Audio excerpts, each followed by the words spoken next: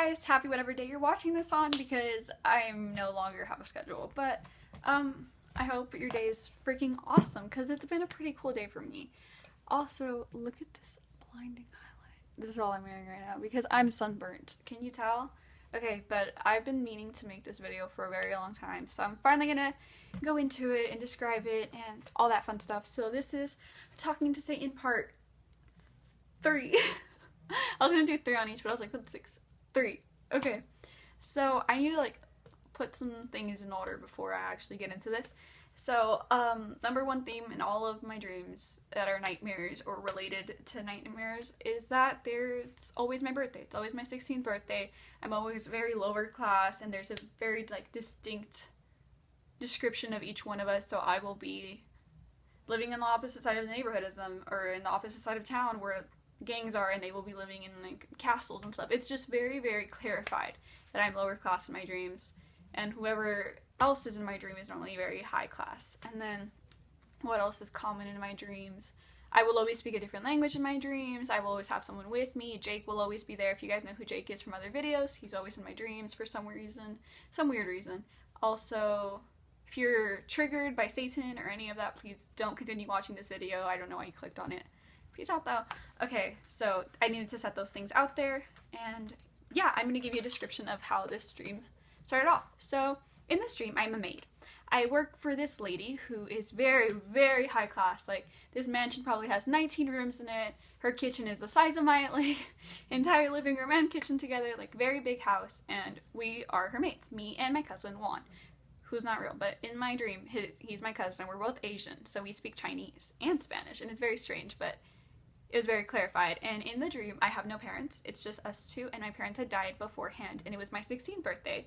And the only way that we could leave, right, because we weren't getting paid even though we were maids, we were basically slaves to her, is if somebody said, I love you. And if they said, I love you, I'd instantly be free. Me and Juan could leave the house and be happy again, right? But the thing is, we only worked at night because she didn't want us to interact with the people of the house, which we didn't know who they were, obviously. We just thought it was her and some other people, but we've never met them. We've never even seen her in person. So we worked from 10 at night to 9 a.m. in the morning while they were asleep, and that's just how it worked. We'd clean the entire downstairs living room while they slept. We never cleaned up their rooms, so we did not know what these people were like. And we lived in the laundry room, which was very small, a laundry room. All that was in there was the washer, the dryer, a whole bunch of clotheslines with their clothes on it, not ours. On the floor were dish rags that were yellow and pink and really, really dirty. And it was kind of like the garage floor, it was cold, and that's what we slept on, the towels. And besides that, there was a wall phone that only dialed her number, so she could call us and be like, hey, it's time for you to clean. Or if we had any problems, we were running out of dish soap or whatever, you know what I mean? And we had a small refrigerator that held very minimum food. And one thing that was in there was this certain cup, which was a potion. And this is important in the dream because if somebody did say I love you, they had to drink this potion instantly because it would seal our love together. Very fairy tale, I know. Crazy. But that's how everything's set up. So one of these days, and by the way, it felt very realistic in my dream, so I thought this was real, that years had gone by. It's my birthday, and we're just cleaning the house. I remember I was cleaning the oven and the stove, and I was just washing everything, and it was very greasy and disgusting, and I had gloves on and everything. So we're cleaning, and then we're having a conversation. Me and Juan are like, oh my god, girl, it's your 16th birthday. And I'm like, yeah, I know. And he's like, I know today is going to be the day that you're going to find him. And I was like, Juan, you can't say I love you, so I'm going to be forever alone. We're going to be stuck here for the rest of my life. And he's like, don't say that, babe. You're going to find someone. I know you can do it. And I was like, whatever, dude. So as we're cleaning the house, he's vacuuming the floor. I'm still just in the kitchen, fixing stuff up, cleaning the counter. This boy, Jake, which I did not know, in my dream he was a stranger, comes down the stairs and over to where I am in the kitchen, and he opens the refrigerator. And he's rummaging through it, and I'm taken aback. I'm like, who is this man? What are you doing? So I'm like, hello, sir, and he turns over to me, and his eyes are closed. So I was like, oh, he's sleepwalking. Okay, that makes sense. So I close the door, and I'm like, you need to go back to bed. And he's like, no, because he's asleep. So I walk him to the stairs, and he continues to walk. And then Juan is like, that's the guy, you're gonna marry him. And I was like, Juan, you're so silly. And he's like, that's the guy, who else would it be? And I was like, whatever. He's like, the gods put him in place for you. And I was like, okay. So we finish the house, we go to bed during the day, and then it's next night, okay? So the next night, same thing. I'm cleaning the house. I was still doing kitchen duties, and Juan was still doing living room. And I was just cleaning, and I think I was cleaning out the refrigerator of things that were old. So I'm doing that, and this boy again comes down the stairs and into the kitchen. He's still sleepwalking. And he starts playing with like the knobs of the stove. And I'm like, are you trying to burn the house down? Like, what is going on in your mind, little dude? Like, you cannot do this. So I look at him, his eyes are still closed. He is sleepwalking. So I walk him back to the stairs and he goes back to bed, I assume. Third night, same thing, okay? But this time I was doing living room duty and Juan was cleaning the kitchen. So I'm in the living room, and because it's the third night, I just know that he's sleepwalking. When I hear the footsteps coming down the stairs, I'm like, it's the boy again. So I'm in the living room fixing all these clothes, hangers, and all of chores, okay?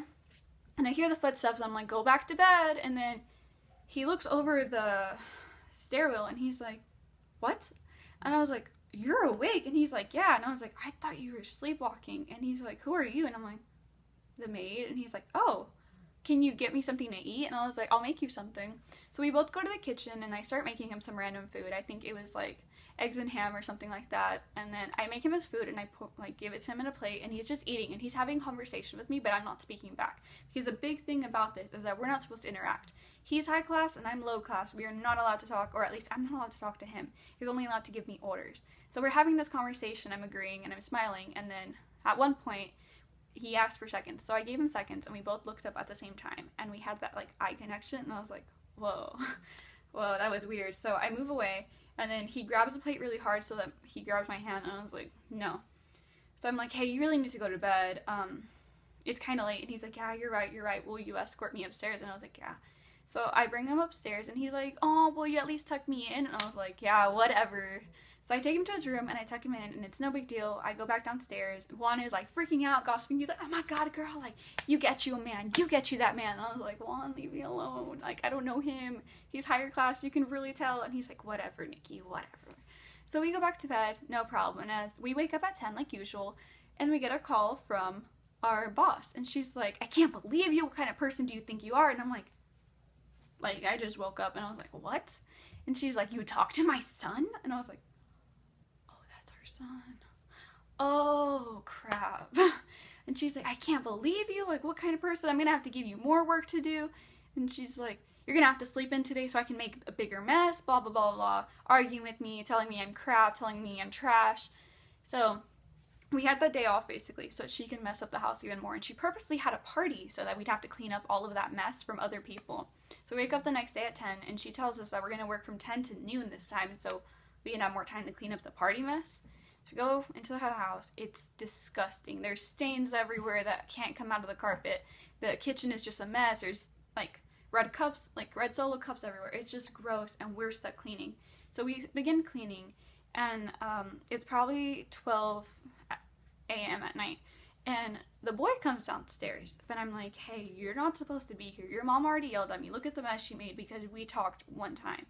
And he comes over to me and he grabs my hands, which is a sin, right? And he looks at me and he's like, I love you. And I was like, what?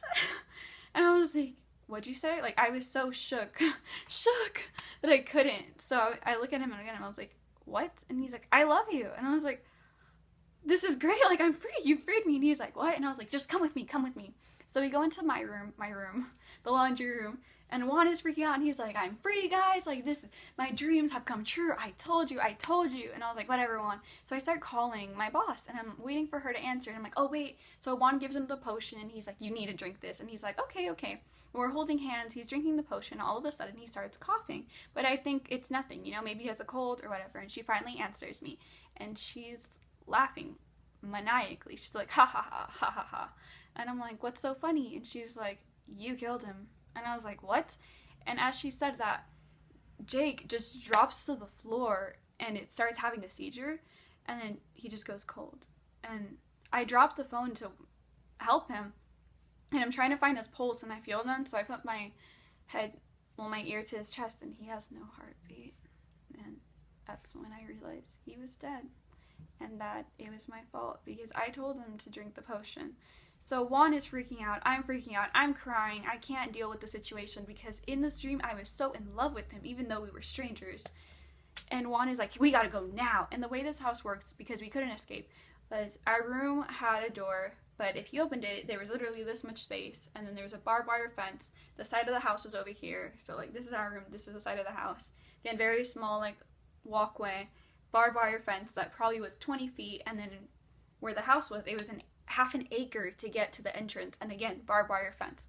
So Juan and me are trying to escape this place. We're getting all cut up by the barbed wire, and then we're finally in the front of the house, and we start like running for it because that's all we can do. This girl is probably gonna hurt us if she finds out what happened because we killed her son, which is totally messed up, but not my fault also, I think. So we finally get to where the fence is, and we're trying to climb up it, and Juan somehow reaches the opposite side, and I start climbing, and I'm probably halfway up this fence, like 10 feet up, and all of a sudden something hits me really hard, and it makes me fall off the entire fence, and I land on it really hard, and I look down, and this woman had thrown her dead son at us. Her dead son's body at us. So I landed on him, and when I landed, my elbow kind of like jabbed his chest. When I did that, I broke his ribs. So my elbow was literally puncturing his heart. So I literally, in the dream, broke his heart. And that was one of the hardest things to deal with when I woke up, because I love this boy so much as a friend and as a person, and it was so hard to realize that I killed him. Not the first time, but the second time. And it was all my fault for trying to leave. And, you know, you'd think it can't get worse, and all of a sudden this man comes over to me, and he's just staring down at me, and it's the same man from the first dream, Lucifer. And he's looking down at me, and he's just like, how do you feel? And I was like, how do I feel? How do you think I feel? Like, I was crying in the dream. It was just a whole mess, and I'm just trying to hold his hand and just pretend that he's still alive, and he's like, you silly little girl. And I was like, I didn't do this. And he's like, but you did.